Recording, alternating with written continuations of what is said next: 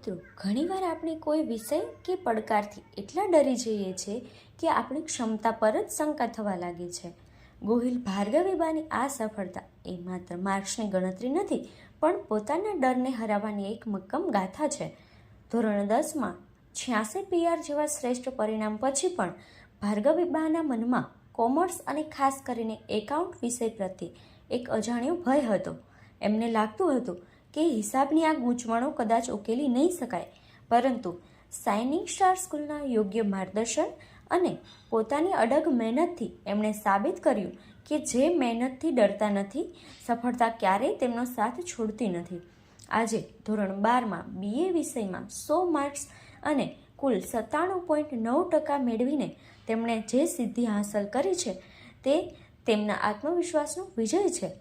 ભાર્ગવીબાએ સાબિત કર્યું છે કે કોઈ વિષય અઘરો નથી હોતો, બસ તેને જીતવાની જીદ હોવી જોઈએ.